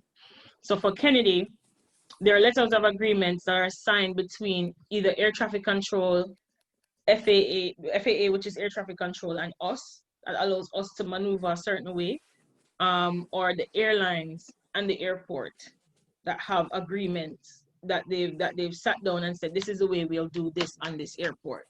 So that is kind of like a binding agreement that we'll understand this when this arrives. I think there's another question. Oh, so I mean, sorry, I didn't read the question in full. So you're saying the airport has deviations from standards, ICAO, FAA, partly because they were built long before these standards came into play. For example, Jamaica and runways are not compliant with runway and safety areas, SIPs and other requirements. So you're saying they have them planned for the future. Some of the deviation differences for JFK. So that comes down to the master plan. So what a master plan is a 20-year outline for the airport. And this is developed in the the pre-development stages, and every 20 years it's revised. So list of improvements that needs to be made is put in this master plan. And every 20 years they go through the master plan. So say the next 20 years is 2020 to 2040. We want to add 2 more runways. We want to do this to this terminal. We want to do this to this terminal. Now they have to go through capital funding, getting the money allotment, and the crews that they need, going through the bids for the construction crews to get everything done and sorted out. Similarly in Jamaica.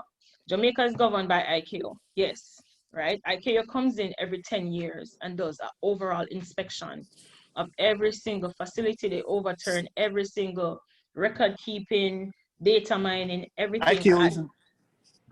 Sorry? Yeah, so ICAO isn't just monitoring. No, it's not just Jamaica. It's the whole world. Yeah, ICAO monitors the whole world, but the thing is, Jamaica comes under CAA, which is also which governs the Caribbean under CASOS, right? ICAO is their direct link. Right. ICAO has sanctioned the FAA to govern America because of the number of airports that they have and the types of services that they offer. Permitted. Right? So you have interstate airlines that most of them no longer exist, where they used to fly from, say, just like Southwest before they started to go international, from Texas to New York. That was an interstate airline. They come under different rules because they didn't have international travel. They weren't going over water. So those things came into play. And we have to also remember that the laws in Jamaica were created around Air Jamaica. Right? Every single law that is created by CAA at 4 Winchester Road was created for the upkeep and the operations of Air Jamaica. So as we expanded and started to take in more airlines, those laws had to be revamped, revisited to have a more inclusive view of what the airport, the airlines look like now. If that answers your question. So but airport wise, like the safety areas and stuff like that, it based on the type of aircraft you take in and how big your runway is. If your runway is 150 feet, right, your runway safety area is from the midpoint of that runway out to the edge, right, which would be an extra 50 feet. Right. So it really varies per airport. And you cannot compare Kennedy to other places either. Sorry, is there another question? I hope I answered that properly. Let me know if I'm not. So when Air Jamaica left, because Air Jamaica made many of the laws running the airports, even Ken Jones and Tinson Penn. Right. So I'm just saying, when Air Jamaica left, then it was just JCAA. Yes, JCAA was really the governing body. They actually made the laws for them. Right. Because there was no laws on how to operate an international carrier domestically. There was no laws on how to operate that. They were taking in aircraft, yes, internationally, but it wasn't how would it be structured here? How do we do licenses? How do we do maintenance? How do we do hangar spacing? How do we do leasing agreements? And there's tons of stuff that was kind of like skimmed over, where Air Jamaica still owes money to the airport up to today because of the lack of leasing agreements and stuff like that. No. So I don't know if it's about Jamaica, yeah, man. Sorry. I don't know if it's it. S5E. So you're saying from an airport design perspective, are there areas that JFK is not compliant with, because he's saying that no airport is fully ICAO FAA compliant? So that is what specifically JFK. We are behind the times with using alphanumerics. That is in the master plan. And we still use alpha alpha. We still use echo echo. We still use Fox Bravo. We still use Delta Bravo, which they should be Alpha 1, Alpha 2, Alpha 3. So we are behind the time with that. But as we go and we do reconstruction around the airport, when they get to that taxiway and it is a double letter, they turn it into letter number. So that is one thing that we are behind. We just redid Charlie, and Charlie was Charlie Alpha, Charlie Bravo, Charlie Delta. Now it's Charlie 1, 2, 3, 4, 5, 6. So there are small improvements coming. And if you look at a general map of Kennedy, you can see where has been updated. The kilos have been updated. They're no longer Kilo Alpha, Kilo Bravo. They're Kilo 1, 2, 3. Also the Quebecs. Quebecs is 1, 2, 3, 4, 5, 6. And we have a full taxiway system from Alpha to Zulu. We have taxiway Zulu, we have taxiway Yankee, we have taxiway Echo, we have taxiway everything. The only taxiways we don't have at Kennedy is taxiway X-ray, because X on a sign is confused with no entry. So I don't believe any airport in America has a taxiway X-ray. And we also don't use taxiway Indigo and Oscar, or India and Oscar. We don't use in and out. We use those for ramp designations. So your ramp would have an inner and outer. So we don't want that to be confused with taxiway Oscar, take Oscar to outer or whatever. So they just took those things out of the system of us. Just like in Atlanta doesn't have a taxiway Delta because it's Delta's hub. So it causes radio confusion. So you don't want to say aircraft Delta 757, turn on taxiway Delta, enter Delta's ramp. It's way too many Deltas, and that can be confusing. So each airport changes their stuff varying to what the airport's needs are. But that is one of the big things with Kennedy. We're behind time with that because ICAO wants everybody to be alphanumeric, and we're still updating our taxiways. So taxiways and runways. Taxiways use letters, runways use numbers. Yes. And the numbers are based on wind directional. So whenever Right, magnetic. airport, yeah, magnetic. Whenever airport is built, there is a wind study that is done on the prevailing winds for that airport. For us, we have a northwest and a northeast and a southwesterly flow.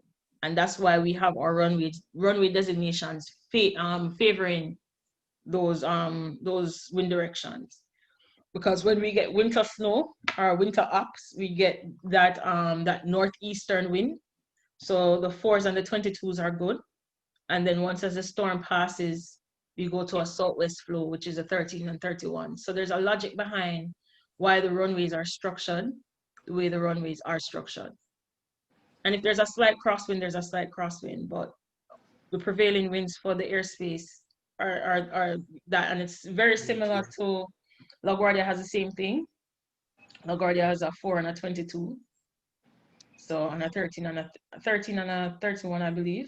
They only have 2 runways over there. So we use the same runway directional headings. Any other question on that? Well, he said that's the answer he was looking for. I think he said about FUD, because somebody's asking what's the FUD program like there. You have a FUD? FUD is everyone's business. FUD is everyone's business. If you see it, pick it up. Because the airport is liable. If a shell gets into an engine or damages a fuselage, that bill comes to the airport authority because the taxiways are governed by us. If a bag gets trapped, blinds a pilot, if a pallet falls out, if mail is on the taxiway, and I'll show you some of the FUDs that I've found. If a paint chips off and goes into an engine part, or if an aircraft lands and rubber was left on the runway from another aircraft that landed, that's also something that we are liable for. So FUD is everybody's business. You don't see it and pass it. You pick it up. Pick it up. That's really the methodology of that. Pick it up. All right, so going on to cargo operations. This picture here is the inside of a 747-400 that is empty. And this is how it is loaded. It's loaded on dollies or UDLs, universal loading devices, which is packed inside of the warehouses and taken on basically cranes and loaded inside. If you look on the inner part of the fuselage, you'll see numbers. That is how the load planning is done, based on how much weight should go into each part of the fuselage. So there's 4 major cargo companies, as I've said before: UPS, FedEx, DHL, and Amazon Prime. And then we have 12 international cargos that come in. Primary fleet, 747, 777, 76, DC-10, MD-11s. And they're split up into limited will fly. So limited will fly is particularly for your airlines that carry people. So they'll carry certain things, but not everything. Your cargo carriers, however, will carry hazardous materials and they will carry dangerous goods. So the difference between a hazardous material and a dangerous good is a hazardous material is like your lithium batteries, stuff like that is explosive when taken higher. Your dangerous goods are your chemicals that are explosive when on the ground. So imagine if you take them higher, and that is the reason, people cannot be mixed with those dangerous goods in flight. In case of like a spontaneous combustion or something like that. So that is really what it is for cargo.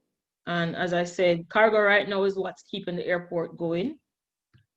Because passenger jets, we are down 79% of what we used to get. but cargo has increased so much. We just started Amazon Prime service in March, and they're up to about 15 flights a day, round trip out of Kennedy, because Kennedy is their hub for the Northeast. So, you know, we're staying busy with cargo, definitely staying busy with cargo. Any questions on cargo? And that picture was taken, all these pictures were taken by me, by the way, so I was invited on board to look and see, because I've never been on the inside of an empty one. So it's actually pretty long and massive. It's pretty cool, right? All right, moving on. I have no questions in there. Yeah, moving on. All right, let's move on. So we have tons of hangar space. Obviously, aircrafts break. And if you have an A&P, there's tons of companies that, you know, hire around. The major airlines, Delta, JetBlue, American, they have their own A&Ps that are hired in-house that will fix their aircraft, that goes to their schools and learn how to fix their fleet. This aircraft that you're seeing here is a 767 that was in the hangar. It had flap issues. And this was last winter, so they moved it inside the hangar and they were working on it. So the aircraft engine that you see at the bottom, that's a 747-400 engine. And though that is for Atlas maintenance that was working on the reverse thruster issue. Quick question, sorry to bother. If an overseas airline got problems at JFK, who fixed it? Who fixed it? The people at JFK or people got to come overseas to fix it? They get contracts. So similarly to how they get contracts for catering and they get contracts for fueling and cleaning, they get contracts for maintenance. So if you look on that vehicle in the bottom, it says FEAM. That is one of the companies that is contracted out to different airlines that come in. So let's say a Singapore comes in and something happens to the aileron or whatever, and they have to fix it here because they cannot fly it back to Singapore broken. Now, either FAM or Mach 3, we have about 3 companies on the airport that has AMPs, mechanics that are trained to fix that type of aircraft. And they're contracted out to fix it. So they'll deem that aircraft out of service, they'll put it in a hangar and they'll fix it, do the testing, and then they might go on the runway to the high engine run up, depending on what the problem was. We do also engine overhauls at the airport, so they'll swap out engines.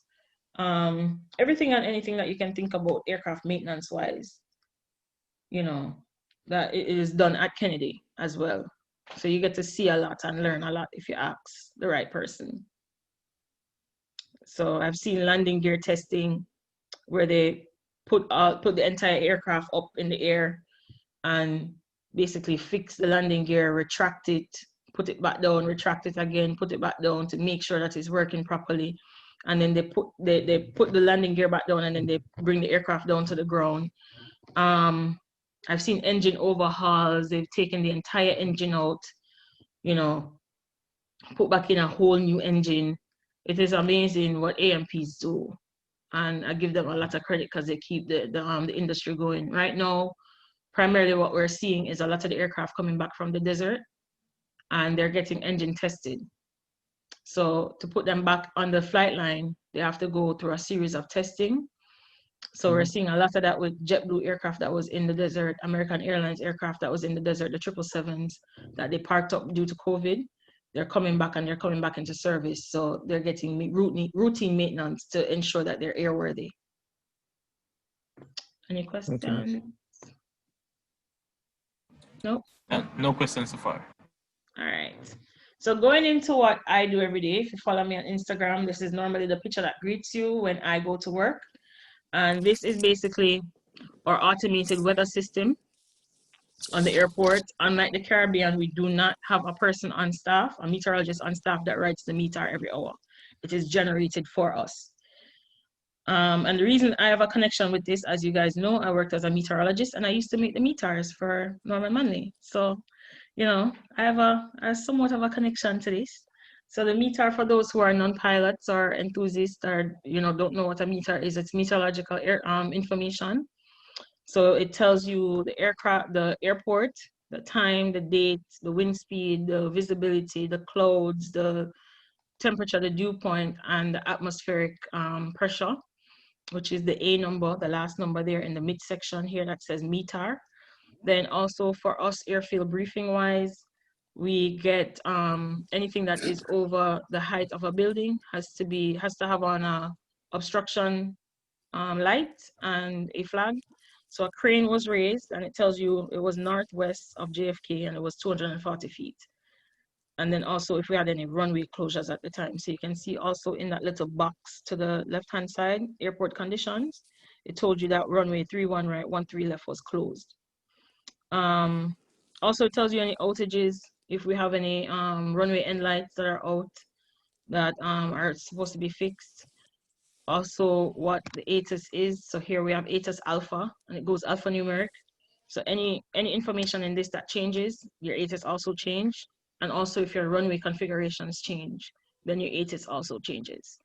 So for pilots, it would be information alpha. So when they call in to taxi out onto the airport, they would listen to the ATIS, they'll get their weather, they'll get all their briefings from their dispatch, and they will respond that they have information alpha, meaning that they know what runways, they know the airfield conditions, they know the, you know, the pressure and so on and so forth, the clouds, and if whether it's VFR or IFR. Also for me, when I come in, we do VIPs. So if a VIP is coming in, we know they're coming in, we know the aircraft type, we know all of that information. If we're having a special event at the airport, whether it's the mayor, the governor, the president, whoever it is that is coming in, we know that. And also if we have military movement, we'll also get briefed on as to who's coming in, what time they're coming in, and the type of aircraft that's coming in.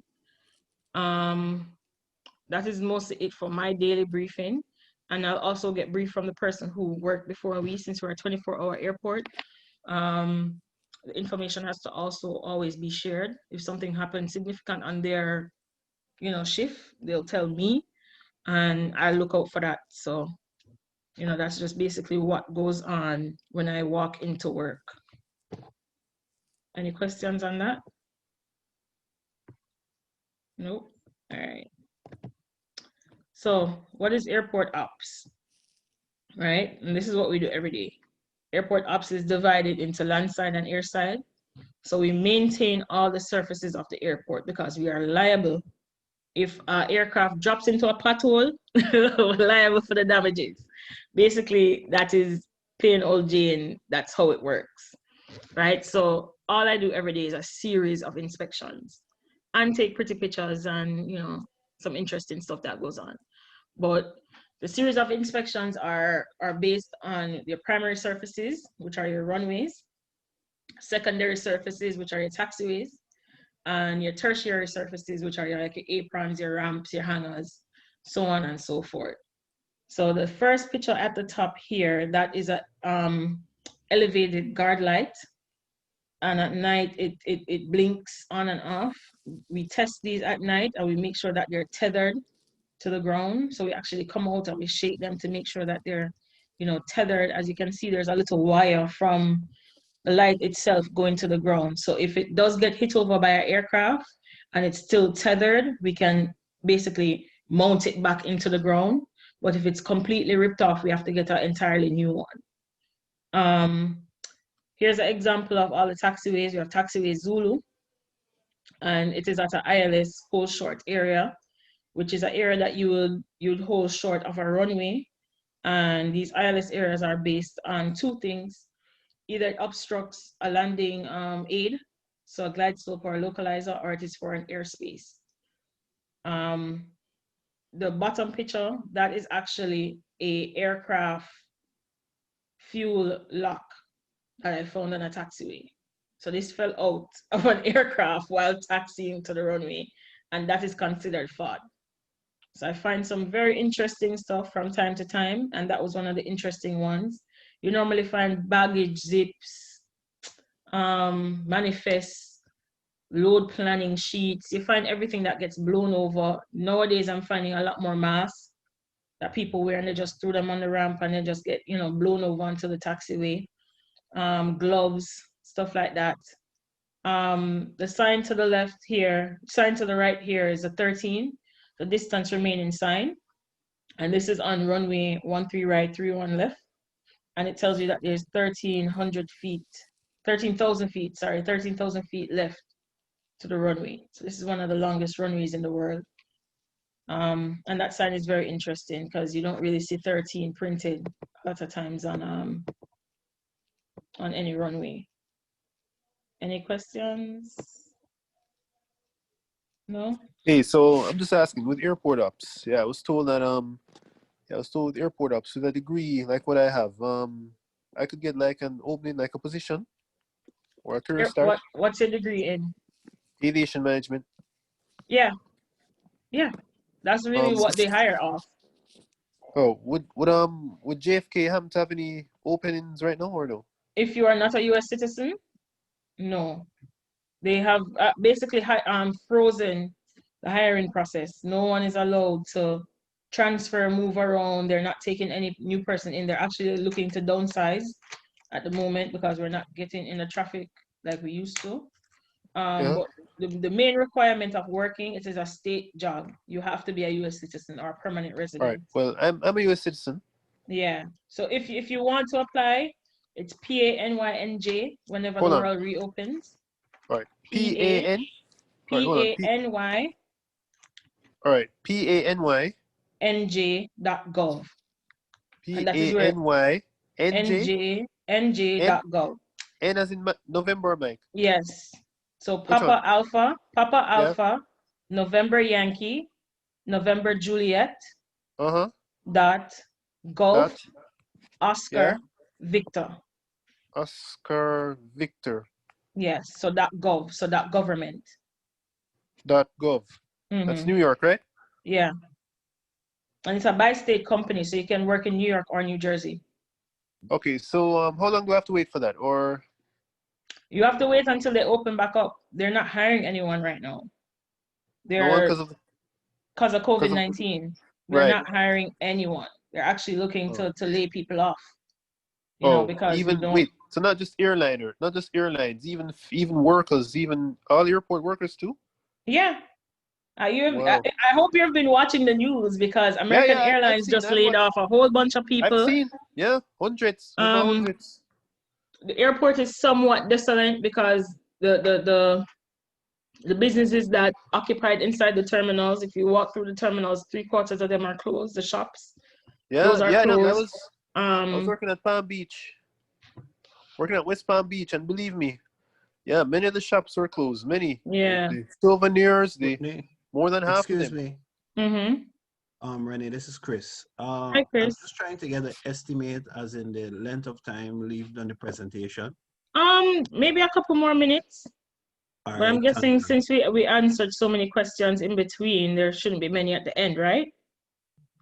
Okay, but maybe like 5 or 10 more minutes.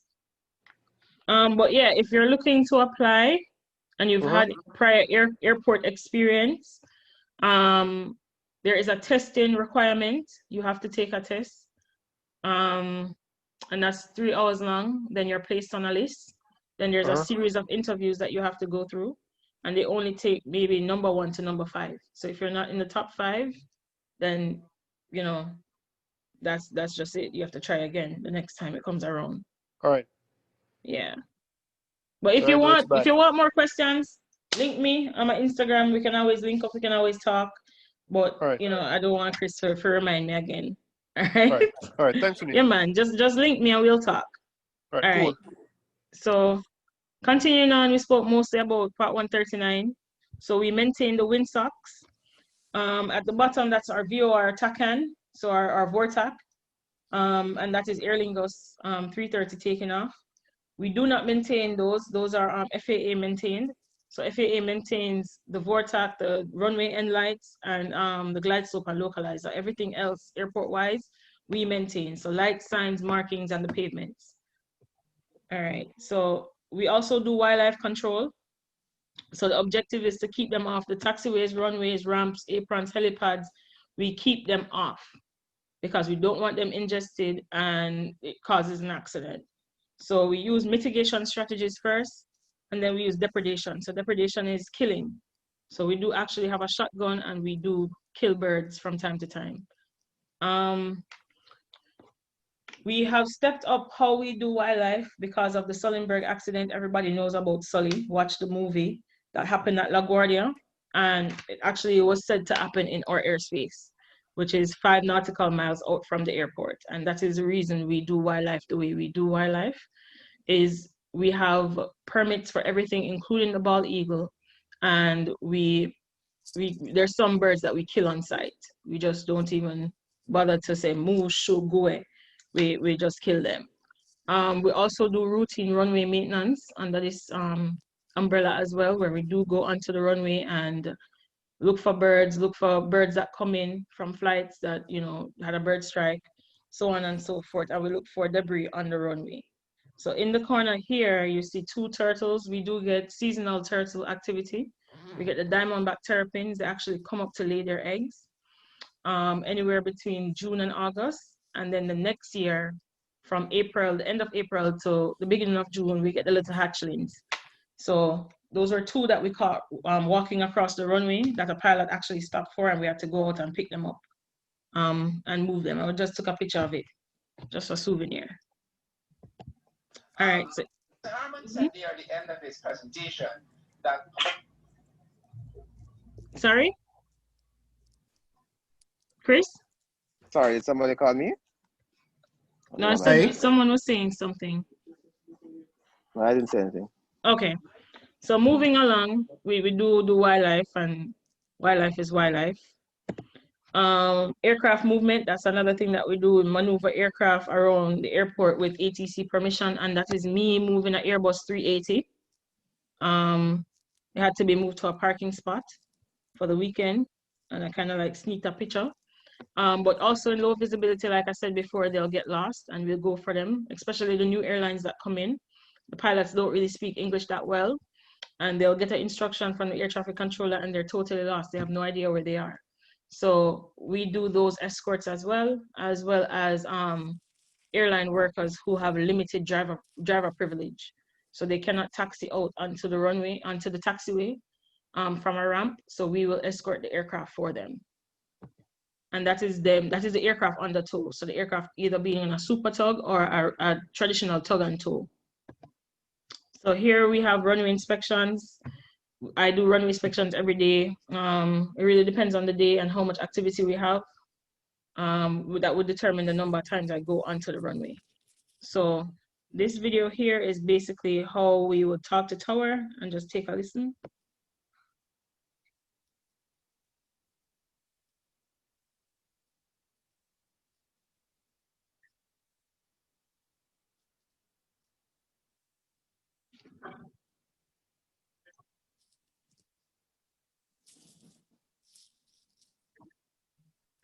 We are not hearing any audio. Oh, you're not hearing it at all? No. I don't. Roderick, can you assist her? Oh, let me see. Can I turn it up? Let's see. All right, let me try playing it again, and you let me know if you're hearing anything. Wait, are you sharing computer audio? Okay, hold on. Let me pause it. I do believe so. Hold on. Not sure what's going on. I think I'm sharing. Are you guys seeing the slide? You're seeing everything? Yeah, we can see it, but it's not hearing. Okay, Yeah. I don't know why you guys are not hearing it. Did you hear the first video of the Canarsie? No. Okay. In here. Let me see something here. I don't know how to fix this, so I actually don't know how to fix it. But what we would say is Kennedy Ground Car 93. We refer to ourselves as car. Some airports they refer to themselves as vehicle. I would be Car 93 if I'm doing wildlife. Car 93 at what taxiway? Taxiway Charlie 1 to go onto runway, 13 left for the morning sweep. We call inspection sweeps. That's like there's a lingo that we use. And then I would wait for the response from the tower. And given that response, I would repeat it. I would always do a read back, the full instructions with my call sign, and then I would proceed onto the runway. But this video here doesn't really have much of an audio. This is just what a runway sweep looks like at night. Let me see, not that one. So this is runway 4, right? And it's pretty dark out there. There's no lights. But that is what a runway looks like at night when we're driving around. So that's basically it for runways. But we look for cracks, we look for lips, we look for birds, fog. At night, we do lighting inspections. Based on the number of lights that's out, determines whether or not that runway is closed. We can't have more than 6 consecutive lights out because that messes with the precision of the runway. It now becomes non-precision.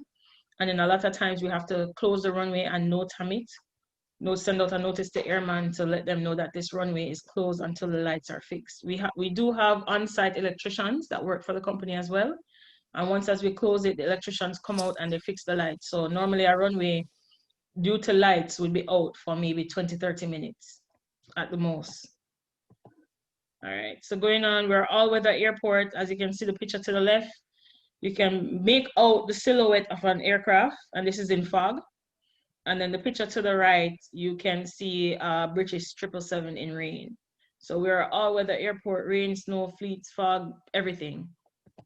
So our snow operations, we do ice and snow control, and we are actually in winter season now. It starts September 15th and it extends to April 15th. We have known to have winter storms, full-blown storms in October. So we are always on winter alert. So now in this time, we look for frost, where the temperature drops overnight and you'll get frost on the wings and the tail. And then they'll do a de-icing of that aircraft if the pilot wants to. The fluid that we use is called propylene glycol. We use type 1 and type 4. Type 4 is, you see this EVA in the bottom, that 777 that is fully green. That is what type 4 looks like. It's green in appearance. Type 1 is actually a foam. It is orange, but it comes out with steam to break up the ice that is already on the aircraft or the snow that's on the aircraft. And then type 4 is an anti-ice. And that also determines the holdover time. So once as an aircraft receives type 4, the aircraft has now to proceed directly to the runway for takeoff, as the holdover time varies depending on the temperature. So in the Aeroflot photo at the top, that is a closed bucket operation. And you can see that they have they have 4. This is a 4-man operation. So there is 2 at the front part of the fuselage, and there's 2 at the back part of the fuselage, and they tackle basically the aircraft as a 4-man operation to get all the snow off. In the bottom, we have the cargo locks, 747-8, and this is an open bucket operation. So these are based on contracts, what company takes in, and you can see it's different color trucks. So each company has their own de-icing operation, and they will contract out to our international international airlines, and they'll do de-icing based on that. American, Delta, and JetBlue has their own in-house de-icing de-icing workers, which are normally the ramp workers that do de-icing in the winter. I used to do de-icing myself. I couldn't find the photo that I have. I have a photo where I was de-icing an Aer Lingus tail, and it is the most fun thing. You're about 45 feet in the air, and it's like you're playing a little Game Boy. It's so much fun. But in all the matter of safety, we cannot have any snow or ice on the fuselage, as it changes the airfoil shape, and it can prevent lift on takeoff. So that is the purpose of de-icing. So for us, we have our winter snow and ice control. For us, we try to keep the taxiways and runways snow and ice free. We use a combination of fluids and chemicals, liquid and solid. Solid chem is called sodium acetate, which is not hazardous to aluminum. So we do not use sand or anything like that on the taxiways, because if it gets into the engine, it will destroy the engine. Runway wise, if a nil braking action is reported on landing during a snowstorm, which is a PIREP, a pilot reporting system, they'll tell the air traffic controller. If we get 2 nil braking action, that runway is closed. If we get nil on a taxiway exit, So they land and they're coming off at Gulf. That taxiway exit is closed until we can clean it and anti-ice it. And then it can be tested by a friction tester and be reopened. So we have teams of people that we're divided into, and we tackle runways and taxiways based on priority. Obviously, runways are priority 1, taxiways priority 2, and ramps and terminals priority 3. But this video here, don't mind the sound, but this is just what some of our vehicles look like. That is an Oberhausen. It has a huge broom in the middle and a shovel in the front. And based on the team size, we can get a 200-foot runway cleaned in one pass. And that takes about 30 Oberhausens, 30 of those equipment to get one runway clean. And on average, we can clean a runway in 25 minutes, fully cleaned and put down liquid and dry chem and reopened. And that's one of the ways we keep Kennedy open in the winter time. All right, last but not least, we do community outreach. As I've said before, I'm an aviation high school grad. So we do go back to aviation high schools, technical high schools, college recruitment events, and we do try to recruit people into the Port Authority or into JFK Ops. So this is me just at August Martin. This is an aviation high school right off Queens. And we went and we met up with some training pilots and some future aviators that want to come into the industry and just give them words of encouragement, similar to what we're doing here, talk about my job and, from high school to professionalism to being in the professional world. That's one of the things that we go through. But if you guys have any questions, thank you for listening to me. Thank you for asking the questions that you've previously asked. Thank you, Roderick, for giving me the opportunity to come. Thank you, Chris, also for, extending the opportunity to me to come and share with you guys what I do for a living and what I love. But any other questions? Zachary, you could go ahead, unmute yourself. Zachary? Oh, yes. So you were saying that sometimes you have the president visiting JFK. What are like the security changes like whenever the president is visiting or the governor? All right, so the only thing I can speak about with that is generally we have a temporary flight restriction to the area, and that's all I can talk about.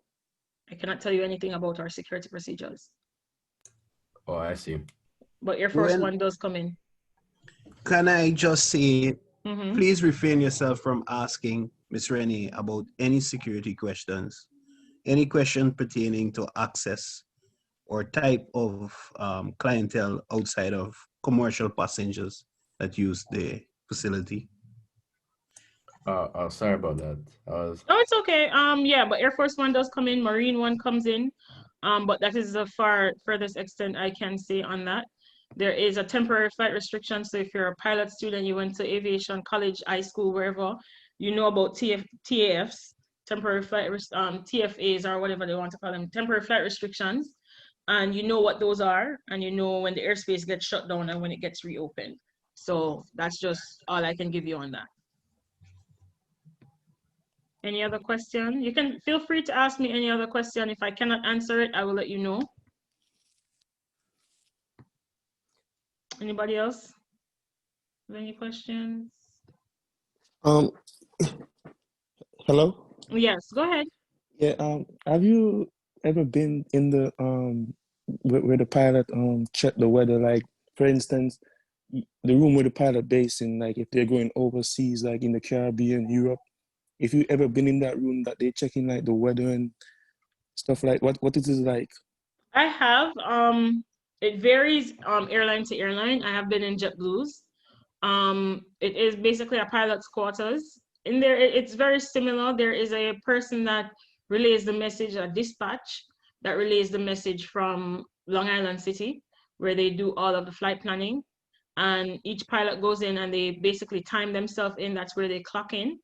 And they'll go on the computer system and they'll print out their flight information, including routes and all of that stuff. And they also have a liaison in there that, can print that stuff out to them for them and give them all of that information, flight passenger information, aircraft number, you know, stuff like that. And they do have a call time that they have to be there. And there's also resting quarters. So if a pilot has a short layover, they are allowed to go into resting pods, they call them, and they're allowed to sleep in the resting pods. However, most pilots are taken to, for long haul layovers, they're taken to a hotel to sleep. But it's set up with computers. You know, they have aircraft and airline memorabilia all over. Pretty cool space to be in. Yeah, and they just get their important information. They sit down and there's a TV in there that they can watch a little bit of news and stuff like that. So it's like a lounge. If you've ever been into a lounge. Yeah. Yeah, it's like a lounge. Yeah. Any other questions? You mentioned that like before COVID, you used to have like over 1,000 flights a day, and you mentioned that it's like 70-something% decline. So how much is that in numbers now? How much flights per day we see now on average? We're merely breaking 300, which for Kennedy that is very, very low. That means that you have chunks and chunks of time where you're just sitting there staring at the sky, hoping a plane will come. We're hopeful, however, because of passenger confidence. Some of the airlines aren't flying. Some of the airlines had to get rid of some of the routes. So some of the smaller CRJ routes, the MD-80s, the MD-11s and 88s and 90s, those routes have been completely wiped out due to the fact that that might have been just that one fleet that went to that one location for that one airline.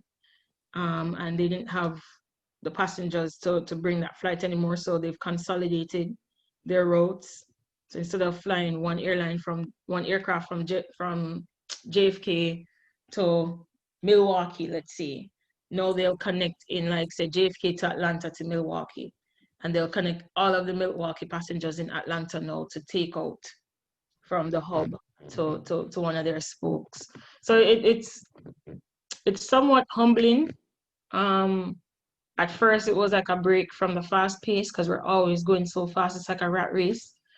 Then we went through the point where it was like, oh my God, this is depressing.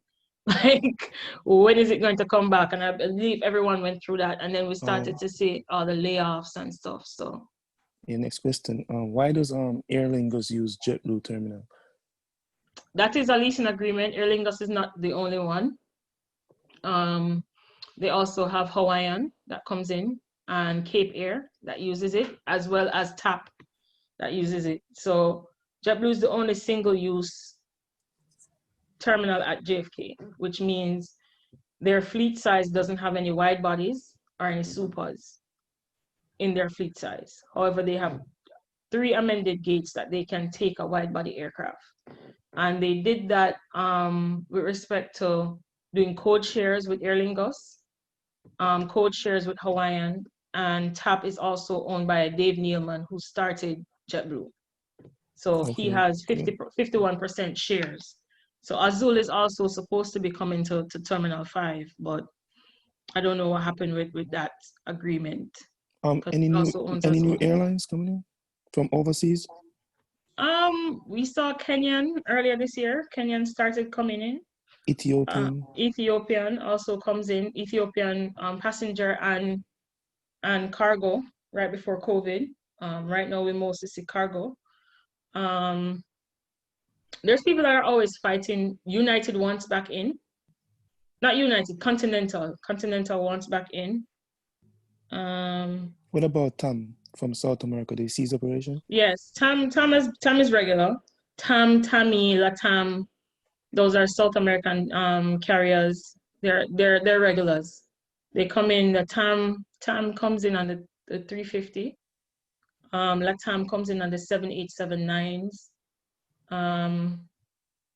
They mostly fly those long haul aircraft, but they come into different terminals based on. Yeah, why are the LATAM and South American planes parked over the Canarsie approach?